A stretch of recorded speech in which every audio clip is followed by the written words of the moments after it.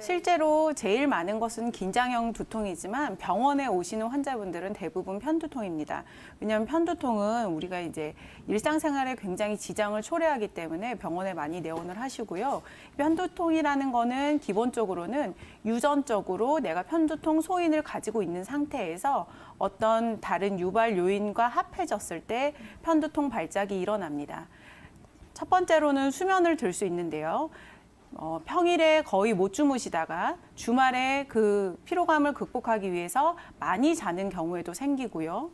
그리고 이제 낮잠을 안 자던 사람이 낮잠을 자는 경우에도 생기고, 이렇게 평소 스타일과 다르게 새로운 거를 시도하거나 하셨을 때 또 생깁니다. 그러니까 단순히 수면 부족 때문에 생기는 건 아니고 수면 패턴이 변화하면 생깁니다.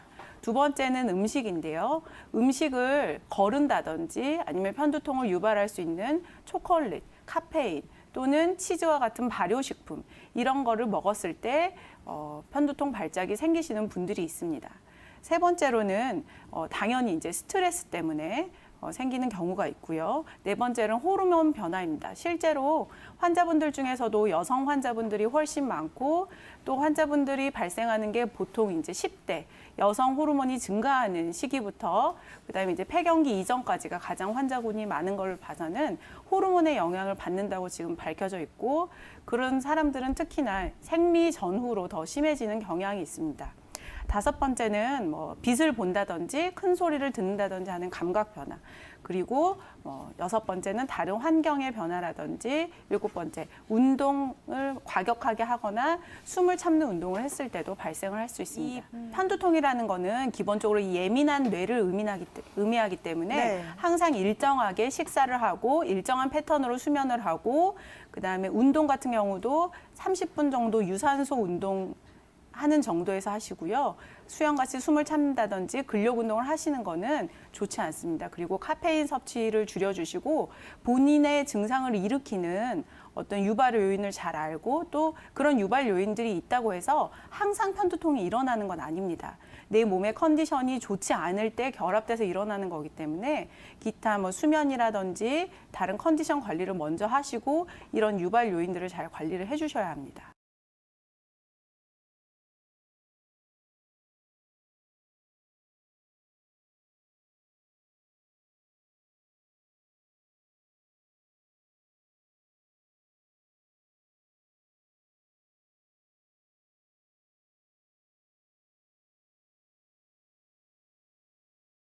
두통이라고 하는 거는 머리가 아픈 병이죠. 근데 이제 살아가시면서 두통을 한 번도 알아본 적이 없으신 분은 없으실 것 같아요. 동의보감에서도 이 두통을 그래서 굉장히 중요하게 다루고 있는데요. 그 동의보감에서는 크게 이제 부위별 두통과 원인별 두통 이렇게 크게 나눠서 보는데요. 부위별 두통이라고 하는 것은 머리 전체가 아픈 정두통과, 그리고 이제 흔히 말하는 이제 한쪽 머리가만 아픈 이제 편두통 이렇게 나눕니다. 편두통 같은 경우에는 이제 왼쪽 편두통과 오른쪽 편두통 이렇게 나눠서 볼 수가 있는데요. 왼쪽 편두통 같은 경우에는 이제 그 원인이 그 담이나 열로 인해서 발생되는 걸 보고요. 이제 오른쪽 편두통 같은 경우에는 풍이라고 하는 것은 그냥 감기 같은 거예요. 그런 거라든지 아니면 혈허, 우리 몸에 있는 피가 부족한 경우에 생기는 걸로 보고 있습니다. 이렇게 좌우를 동의보감에서 나눠놨지만은 사실은 이런 원인들이 꼭 그 왼쪽에서만 나타나고 오른쪽에서는 나타나지 않고 그런 건 아니고요. 대략 나누는 거라서 중요한 것은 원인별로 어떤 원인이 갖고 있는 편두통인가를 보는 게 중요합니다. 그래서 그 원인별로 어떻게 나눴는가 동의보감에서 살펴보면은 첫 번째가 이제 풍한두통이라고 해갖고 이제 감기 걸리면 머리 아프죠. 그런 감기, 즉 우리가 흔히 말하는 외부로부터 사기가 들어와서 생기는 그런 병이 생겼을 때 생기는 두통을 말하는 거고요. 그다음에 숨열 두통 같은 경우에는 몸에 숨열이라고 하는 그런 사기가 있을 때 생기는 두통, 그러니까 막 푹푹 찌는 듯한 여름 날씨를 보시면 될 것 같아요. 그럴 때 머리가 아프게 되는 거고요.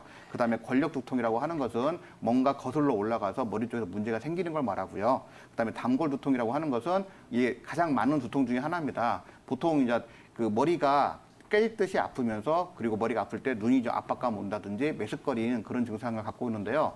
가장 많이 나타나는 증상이기 때문에 보통 이런 증상들이 그 양방 같은 데 가갖고 물어보면은 뭐 뇌에 문제 있는 것처럼 그 말하는 경우가 많습니다. 그래서 CT나 MRI 같은 거 찍고 오는 경우가 많은데 대개는 뇌는 깨끗하다고 그런 경우가 많습니다. 이런 경우가 단골 두통인 경우가 많고요.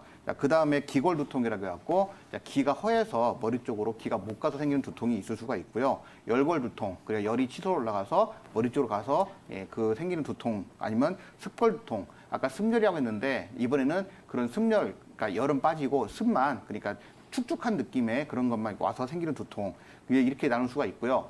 그 다음에 진두통이라는 게 있는데 지금 말하고 있는 두통들은 뇌 자체에 문제가 있어서 생기는 두통이 아니고요. 다른 원인이 있어서 그것들이 머리에 영향을 줘서 생기는 두통인데 진두통이라고 하는 것은 뇌 자체에 문제가 있어서 생기는 두통을 말합니다. 지금으로 본다고 하면은 뭐 뇌종양이라든지 아무튼 뭐 중풍이라든지 그런 원인으로 생기는 두통이기 때문에 옛날에는 이런 두통이 강했으면은 죽는다라고 표현을 했습니다. 그래서 지금 같은 경우는 수술할 수 있기 때문에 살 가능성이 있지만 옛날에는 뭐 이런 것들 두통 걸리면은 거의 죽었다고 보시면 될 것 같고요. 그다음에 이제 마지막으로 치유 두통인데 이거는 많이 경험해 보셨을 거예요. 술 드신 다음에 그다음 날 머리가 아픈 경우가 치유 두통입니다. 이렇게 증상들이 많이 나눠져 있기 때문에 뭐 머리가 아플 때 대부분 그 보통 양방 가갖고 처방받고 진통제 같은 거 드시고 그 보통 머리가 그렇게 하면 치료가 되는데 이게 계속 진통제를 먹다 보면은 안 낫는 경우가 있잖아요. 그럴 때는 한원에 내원하셔갖고 어떤 원인인가를 찾고 치료를 받아보시는 것이 좋으실 거라고 생각합니다.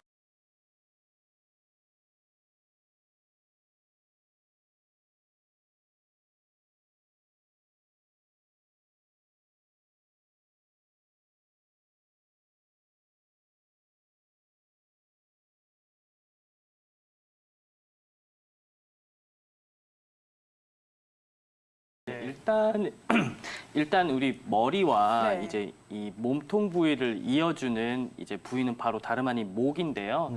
이 목 부위의 주변을 둘러싸고 있는 이제 보통은 뒤를 많이 생각하시는데 뒤도 마찬가지고 옆도 마찬가지고 심지어는 앞에도 마찬가지고 목 부위를 싸고 있는 그러니까 머리와 몸 부위를 이어주고 있는 근육을 최대한 이완시켜 주시는 것이 사실 실생활에서 우리가 좀 습관적이고 좀 괴롭히는 두통을 없애줄 수 있는 가장 좋은 방법이 될 것 같습니다. 왜냐하면 이 근육에는 단순히 그냥 우리 몸에서 힘을 내게끔 만들어주는 그런 요소들만 있는 것이 아니라 근육 안에는 실제로 혈관들이 연결이 되어 있고 이러한 몸에서 혈관을 타고 혈액이 이제 머리 부분으로 이어졌다가 다시 순환이 되게끔 만들어주는 일종의 이제 통로 같은 건데요.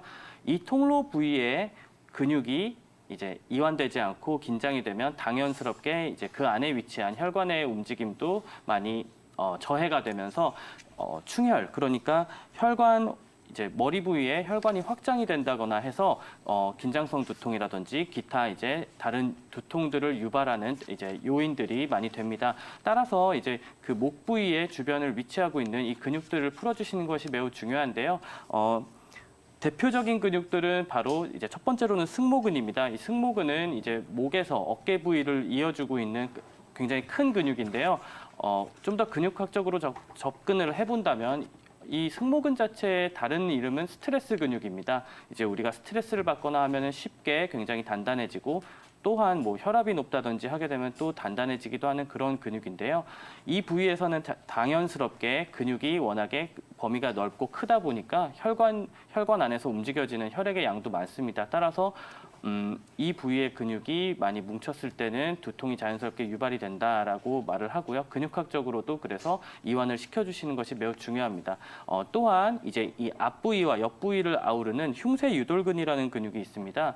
이 근육 같은 경우 역시 마찬가지로 이제 좀 신경성 두통을 유발하는 경우도 있고요. 눈의 통증을 유발하는 경우도 있습니다. 뭐 마찬가지로 판상근도 마찬가지고요. 따라서 이런 부위 근육들을 좀 편안하게 이완될 수 있도록 스트레칭 많이 해주시는 것이 좋을 것 같습니다.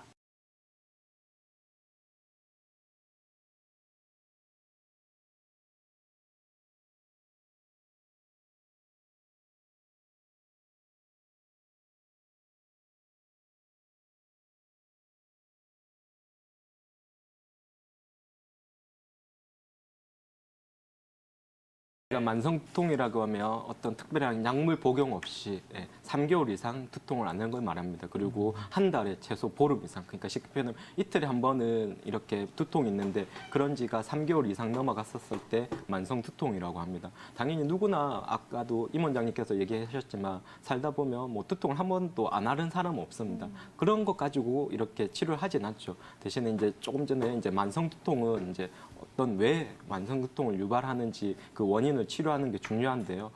만성두통의 의학 교과서의 제일 첫 번째가 약물 남용 두통을 감별하라고 되어 있습니다. 무슨 얘기냐고 하면 오히려 생각보다 이렇게 만성두통을 일으키는 첫 번째 원인이 약물의 오남용이라는 거죠. 당연히 누구든지 뭐 어디가 아프다든지 하면 첫 번째 이제 뭐 진통제를 먹게 되죠. 대신에 진통제라는 거는 통증을 근본적으로 치료해주는 약이 아니라 말 그대로 그냥 잠시 일시적으로 잊게 해주는 약입니다. 근데 그 진통제라는 약이 생각보다 꽤 많이 부작용이 심각합니다. 물론 이제 너무나 모든 사람들이 쉽게 먹을 수 있다 보니까 단 부작용이 많이 생기는 것들도 있지만 첫 번째 부작용으로는 진통제, 진통소염제 부작용으로서는 크게 보면 혈관을 약화시킵니다. 저는 이제 아이들만 전문으로 보다 보니까 이렇게 코피가 자주 터져서 한의원에 치료 받으러 오는 아이들이 꽤 많습니다. 물론 그 아이들 중에서는 이렇게 코피, 이제 비염이, 그러니까 코점막이 약해서 생겨는 오는 아이들도 있지만 코피의 원인으로서는 이런 진통소염제, 오남용이 코피를 유발할 수 있다고 의학 교과서에도 적혀져 있습니다. 그건 이제 뭐 양리학의 가장 기본인데요. 진통소염제 성분이 우리의 이런 혈관들을 약화시킵니다. 그래서 이제 말초혈관의 출혈을 유발한다든지 이제 장기의 출혈, 이제 뭐 위장 출혈도 마찬가지고요. 그리고 정말 가장 중요한 장기인 심장이나 뇌혈관에 문제를 유발할 수 있습니다. 이거는 물론 이렇게 조금 연세가 오랫동안 드시고 혈관 자체가 약해진 분들한테는 뇌졸중이나 심근경색, 심부전까지 유발할 수 있습니다. 그러니까 이런 진통소염제의 오남용을 줄이시고 침 치료를 받는 게 이런 두통 관리에 꽤 많이 도움이 됩니다. 미국 뉴스에서도 이렇게 두통에 침 치료를 받으라고 뉴스에까지 보도가 됐으니까요. 우리나라 분들은 가까운 한의원 가셔서 침 치료를 받으시면 이런 두통 치료 관리에 도움이 되실 겁니다.